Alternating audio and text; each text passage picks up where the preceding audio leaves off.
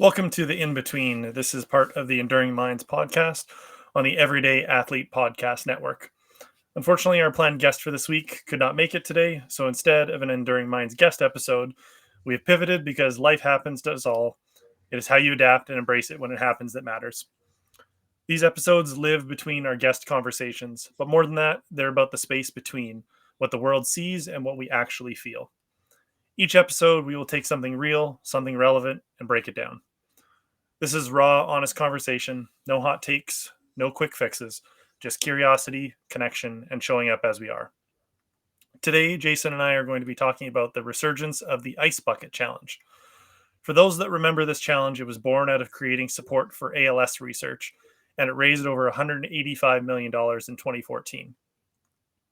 This March, a group of students from the University of South Carolina looked to make their own splash with a new cause to benefit. The hashtag Speak Your Mind campaign through their Mind Club on campus, which stands for Mental Illness Needs Discussion, as a way to honor a student who died by suicide. We want to warn you now that the conversation of suicide will be brought up, and we will be talking more in depth on it today. If you or somebody you know is in need of help, please dial 988 and get the help that you need. You are not alone. Let's get into it. So, Jason, when I brought this up to you, I think your response was, "What is that?" Which is fair because there's so many. This just tells you there's so much going on in our world that you can't consume everything. So, what was your initial thought when you kind of saw the article, watched some of the videos of what people are doing, and what sparked for you? I'll go back one step. When you first sent me the message, I just thought cold plunge, ice cold plunges, right? Because we're ultra runners, we're trail runners. And my thought was, are people really talking about cold plunges again? And I started going into my Rolodex of memories of the things I used to do 10, 15 years ago. And I'm like, if he's got a connection to men's mental health, then let's hear it, because I don't see it. And I think I said to you, you're going to have to carry this conversation because I have no idea what you're talking about. And then you sent me a link to an article, and I started reading it, and I have a conflict, an internal conflict about some of the stuff I read. Some of the stuff I found, I don't, negative isn't the right word, but I found the idea that only ALS can be associated with the ice bucket challenge to be difficult to swallow. Because I wrote down here on my notes, right? Jerry Lewis did telethons for ages. Does that mean that nobody else can ever do a telethon to raise funds for their particular charity or whatever they're trying to raise money for, their fundraiser, right? Whatever they're trying to overcome. And so I had a hard time, like, thinking to myself, why would they not want to bring this back and have conversations about it? And then the thing that really captured my attention about why would they not is, aren't the family members of the people who are suffering from ALS also having mental health struggles? Right? Having to take care of that person day in and day out, seeing that person go from the person they remembered to who they are today, like, that wears on caretakers.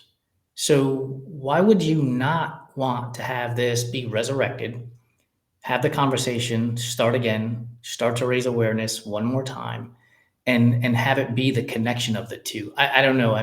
That was my thinking, and maybe that's just the marketing brain kicking in. Would love to get your thoughts on that.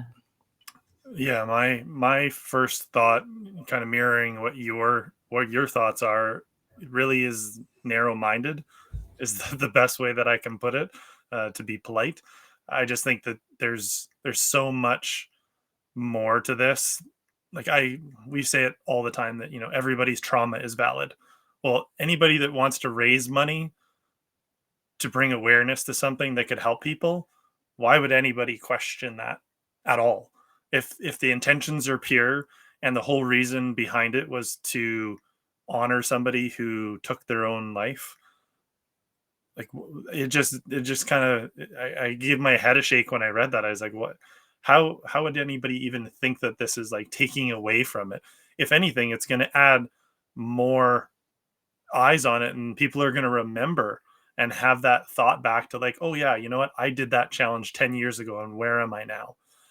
And you see all these celebrities and everybody taking part in it again. It's kind of one of these things. It's this, like, when you talk about things going viral, like, this is what I think like going viral should be about. It shouldn't be about, the stupid video with the guy falling off of something or getting hit in the head, or like, that's great and I love it and it's funny. But why aren't we using viral for good? Like, why can't these be these like videos and people sharing and challenging and calling people out, um, to do something good, which I think is important. I mean, think about this. These are college students, so they're somewhere between the ages of 17 and 20, which means they were somewhere between the ages of 7 and 10 when this occurred originally. There's a very good chance they didn't even know that this stuff was happening. A very good chance. And clearly, I totally forgot about it. Like it just wasn't. Couldn't even think that this is what you were talking about. But now we're having a conversation about it. Mhm. And if you're a person who is looking to raise funds for ALS, that's a good thing, right? All of a sudden, two guys are having a conversation about this and they're going to do a podcast episode about it. I don't see the downside to that, but it makes me think about where we are in the world today, where this is my idea. You can't steal it. You can't do anything with it. I'm going to protect it. I'm going to sue you. I'm going to come after you. And all of these things that we use to protect, that goes to the non-collaborative mindset, that somehow this is a zero-sum game. Yet we have 330 million people that live in America. You can have more than one thing associated with more than one thing.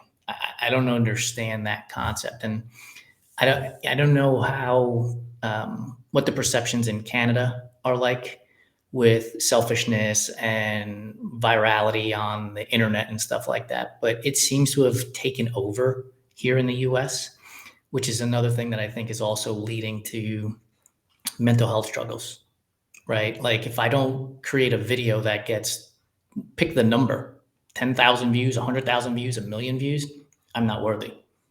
I have a hard time with all of that stuff and the concept of these vanity metrics and how we're measuring things these days.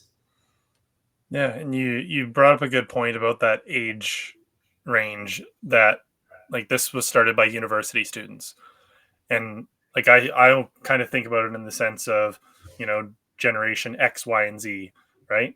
Like the your generation X, I'm generation Y, and we're talking about Gen Z. Like they grew up with the internet. They didn't know what life was like without social media and all these other things to bring attention to things. So they're living in their age and they're utilizing the tools that they have available to them to bring awareness to something that, like, they started a club. This isn't just like some crazy university prank that students, like, this actually came about from a club that was created to honor somebody who is no longer here.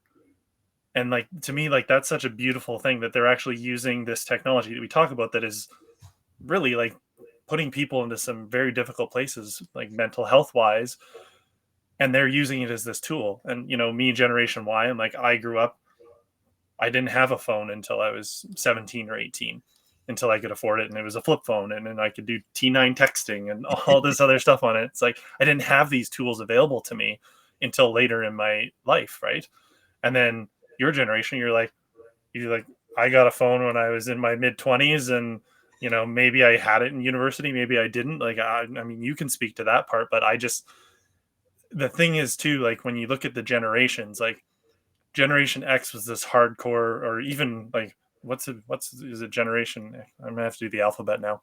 Um, the generation before you, that is, you know, your parents that are in their 70s, like boomers. There you go. So I was trying to think, I'm like, do they have a letter? No, it's just boomers. And, you know, they were brought up by like very hard, strict parents to be strong, to be tough. That was passed down. It was also passed down to my like through your generation to my generation. I feel like millennials have kind of like pushed some of that away. Like, we talk about millennials being like the therapy generation, where it's like they're actually going and trying to heal their generational trauma. And now you have Gen Z who are like using these tools for good, which I think is like a beautiful thing, because they're honestly going to be the generation that's probably going to be affected the most by all of this constant data and news and all these things coming at us, because they didn't know any different. Whereas like we knew different, we knew better. And I just think like that's such a cool way to think about it.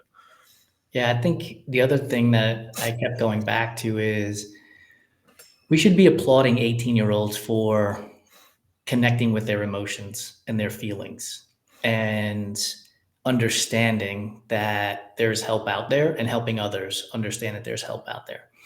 And I want to make sure that the people that are listening to this understand that we're not painting the people that support the ALS foundations and the fundraising with a broad brush.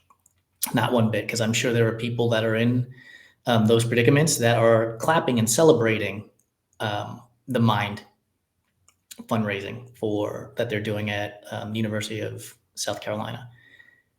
And so I want to think about this from this way, and it's perspective, right? And are we looking at this, meaning you and I, about the students at USC raising funds when it comes to suicide conversation, because we are having these conversations about men's mental health. We don't have or have not had conversations about ALS. So is our perspective skewed in their support and not capable of looking at the person who is saying, yeah, but this is taking away from ALS? Yeah, I think, it's so easy to obviously take things based on your own experiences first off, right? Like that's, I think, the most important part is you can only base your opinion on what you know, not what you don't know. And I don't have personal connection with ALS itself. I have a personal connection with the mental health side of things, so I support it because that's what I believe in and I advocate for. And I think this is a beautiful way to do it. And really, like you said, it's not like it's trademarked or copyrighted. Ice Bucket Challenge, like I get it, you could name it whatever you want, right? But I do think that the fact that they are taking it to this level and it's grown this fast in the matter of a month, like that tells me that, again, that conversation that we're having, it's like what we talk about, it's like bringing it out of the darkness and into the open and allowing space for that to happen. And just because people may not be able to have the deep conversations that we have on our shows and share it in that way, that doesn't mean that like they are using this challenge as a way to speak out without speaking out, is the way that I see it. Is if you're being challenged, this isn't just like some dumb challenge that you're going to pour ice bucket on your head. I would imagine the people that are challenging those people, or the ones that are being challenged, are maybe going through something, and this is their way of silently saying like, I support this. I'm not ready to talk about it yet, but I support this. And I think that's what I see in it more than anything, is the people that are getting the ice dumped on them, like they're going through something. We're all going through something, but we're not all ready to talk about it. Yeah, I think that thought process right there touches on a thought I had while you were speaking, which is we also don't give things time, right? We don't give things a chance to percolate and surface. So Ice Bucket Challenge, through this Mind Coalition happens, celebrities get involved, and the media starts cranking out articles. And they're interviewing people, and because they're looking for clicks and they're looking for engagement, right? Just like any other influencer is. And what happens in 2 or 3 weeks from now, a month from now, and ALS fundraising pops because of this? Is there going to be coverage of that? Or are they just moving on to the next thing and we're all left holding the bag of this confrontation, shall we say, in air quotes, between the ALS fundraising and the Mind fundraising? And we're left talking about that, versus, well, look what happened a month later, 6 months later, and ALS was able to raise another, 30, 40, 50 million that was unexpected, but thanks to this new revived Ice Bucket Challenge. Like, we're always ready to go to the next thing instead of sitting in it, like we have talked about, like sit in your feelings and allow us to process this stuff, so that in a month from now, I'm going to go to the journalist. I have the usatoday.com article open. I should email them in 30 days from now and say, hey, any update on this? See what they say. Mm-hmm. Yeah, I think Yeah, I mean, like you said, that fast forward culture of like what's next. I would love to see just like when somebody's video goes viral and you're on social media and you start getting this massive following of people. I want to see people use that platform for like even more discussion. Like, how far can you take it to make this like so mainstream that it's not just like, again, this one viral challenge that's gone before the summer, and then we get the new you get the new summer song that comes out that everybody falls in love with, and you're like, you know what, like I've had enough summer songs repeating the words multiple times. I'm like, just give me something new. um, but I just want to see that. I want to see them take this beyond just that club, like, and that's what I think these things have the potential to do if you turn that virality into good. And Mhm. I just want to see that grow and grow and grow and be something more, right? Yeah, I think creating empathetic conversation instead of confrontational conversation will allow that virality to take place. As you were talking there, I went and looked at Coldplay's Instagram to see what has happened in basically the 2 weeks since we talked about Chris Martin's video. Hmm. Well, the number of plays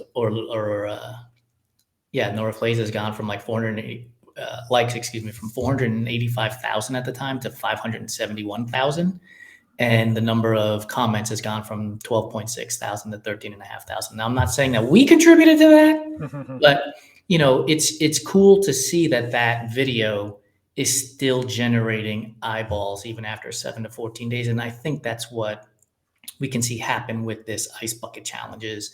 To your point, get some empathetic virality versus competitive virality where people are talking about it in a positive way, which brings attention to their cause, suicide, as well as to the ALS cause. And again, collaboration over competition.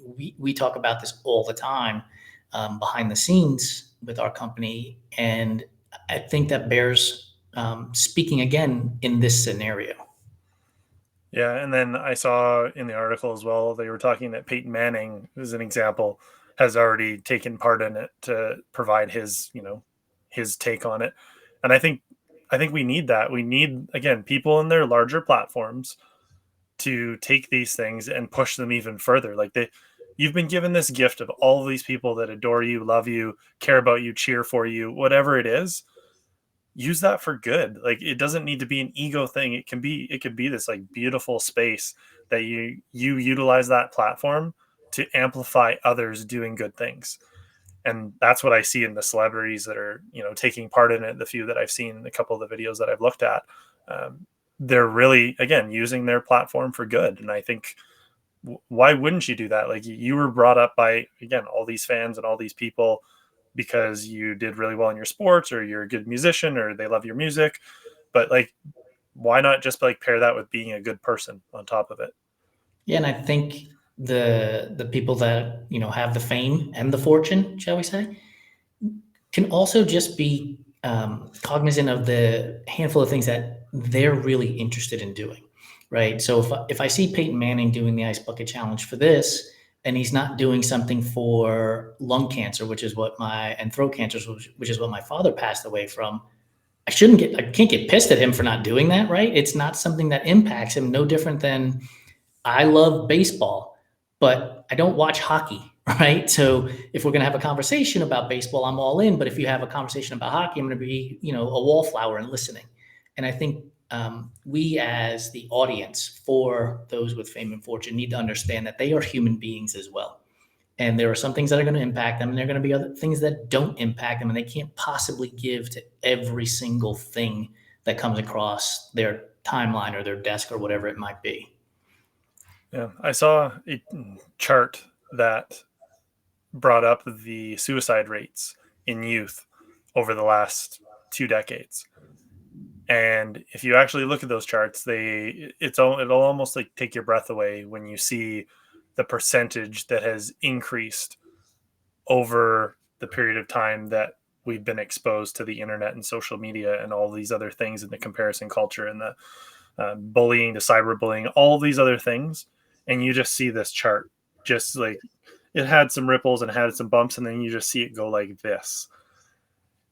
So I would love to know your thoughts on the understanding that these types of things can bring about like suicide prevention awareness and those types of thoughts.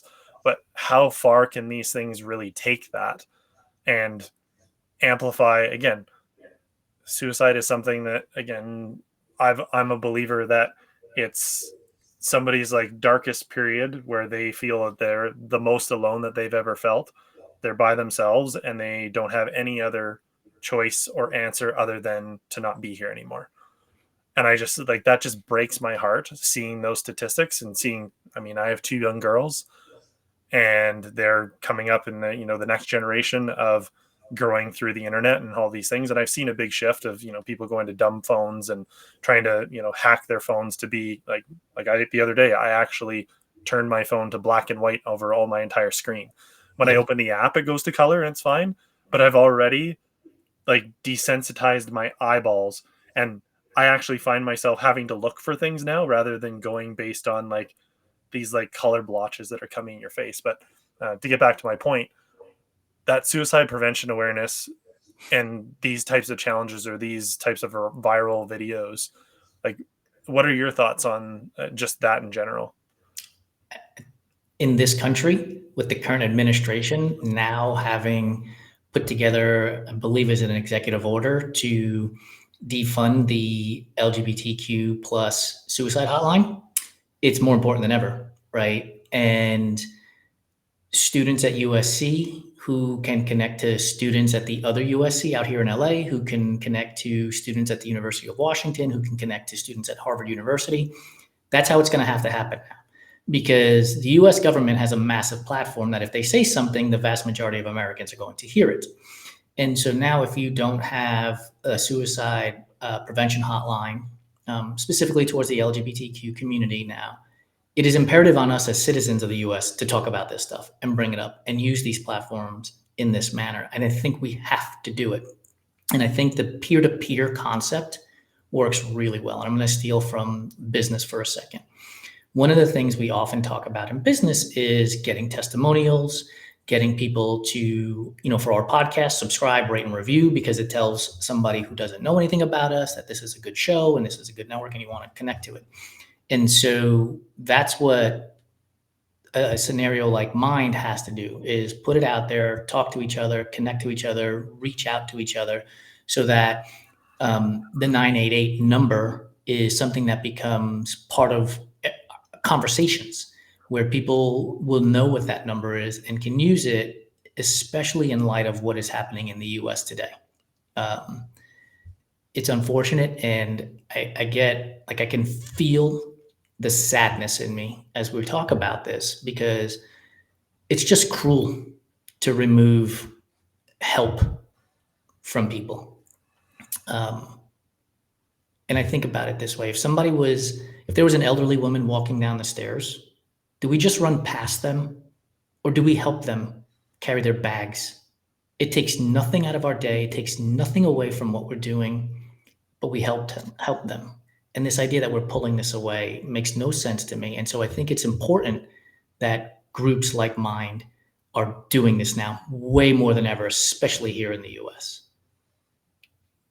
Yeah, and as you were talking there, I had this thought pop into my mind about why we started Enduring Minds, and really kind of off the kind of slogan from Run Try Bike of like everybody, everybody. And I think the beautiful part about us having these conversations, and we always thought that this Enduring Minds concept was going to just transcend endurance sports in general. And really, it's about everybody. It's not just about endurance sports. Endurance sports is what a lot of us and the people that may listen to our show and others may use as that tool for managing all of those things. But it really transcends it. And I think that's the unique thing about a challenge like this, is like it's gone from university students who had an idea to now like celebrities, and now we're talking about it in a completely different context, in a completely different group of people. That I'm going to put this out there, and I didn't even say to you at the beginning, like, I want to challenge you, and I'm sure you're probably going to say me in return, but I think we have an opportunity to expand on this and maybe this goes within the endurance community and expands to an even bigger conversation that has this level of awareness that, again, transcends the original idea and turns it into this like massive monster that's just like rolling down the hill that won't stop now. And I think that's the responsibility that people can take from this. And it's like, you have the option to sit in the corner and not do anything, or you have the option to dump a bucket of ice on your head with water and challenge somebody else and like keep the conversation rolling. And I think that's a beautiful thing. So I challenge you, I'm all in. I'm ready. and maybe we'll release it prior to this episode or after. We'll see. We'll chat Yeah. about it. I think you're right. Like, we obviously have connections throughout the endurance sports world, and the endurance sports world connections that we have connections to people that are not in the endurance sports world. And it's that game of dominoes, right? Knocking them over, that we can do. And it doesn't have to be because we want it to be the next viral moment or we want it to be the next great big thing. We do it because we care. And I think that is one of the things that often gets left behind, is the caring part. Um, Again, this concept of pulling funding for people who need help, and the least I can do is pour ice cold water over my head and have a conversation. It's the beauty of what we're doing here with Enduring Mind and the in between, is having conversations. Somebody's going to hear it. They're going to not feel alone. They're going to hear conversations, and they're going to hear about mind, and they're going to hear about the ice bucket challenge, and they're going to go search for it, and they're going to get connected. And I don't think it takes any effort for us to pour a bucket of ice water over our heads. Like, that's an easy thing to do. And then we connect our run, drive, bike community to each other through that. So I won't challenge you, but what I will do is, when I do record it, I can then challenge somebody else, and we can keep that domino going, because the more people we can reach that way, I think the better off we'll be in getting people help. Yeah, I think that's a beautiful place to start, is each of us record and challenge 3 people within our community that we know has the potential to keep the ball rolling down the hill. And I think that's the beauty in this, is, again, just taking part and understanding that it's like it's so much bigger than one person or one movement or one thing. Like, this conversation, everybody is going through it. Everybody has something happen to them in their life. And I think, yeah, like I said, like you said, it's the least I could do is to, and I hate cold. But I'm willing to do it. I'll get my wife to help out. I'm sure you'll get your wife to help out, and we'll make it happen. I'm with you on hating the cold, dude. Like, I'm already like, there's a pool at our apartment complex, and I'm like, I could just stand in the pool, and then once the ice is off of me, I can fall down into the pool and kind of warm up a little bit. Yeah, absolutely. Yeah, I've done cold plunging once, and it's not for me. But in saying that, I think we'll put a pin in it. I think this kind of opened up people's minds to another opportunity that allows us to talk about things in a different way, and maybe not have to be as open, and you can just challenge people and do it that way. So Jason and I are going to take that on, and everybody else wait for that. And yeah, I look forward to seeing this ball continue rolling down the hill. So in saying that, thanks for joining us. We're going to put this show out every couple of weeks. The in between our Enduring Minds guest episodes. And we're going to just choose a topic that's relevant to what's going on in our world today, or something, in this case, like the Ice Bucket Challenge that Jason and I think is worth sharing, that continues to prove that we are not meant to do any of this alone. On this episode, we talked about the hashtag Speak Your Mind Ice Bucket Challenge that has risen from a resurgence of what the challenge did in 2014 for ALS research, but now bringing awareness towards mental health, specifically in the youth of today. Until next time, let's continue going the distance and breaking the silence together.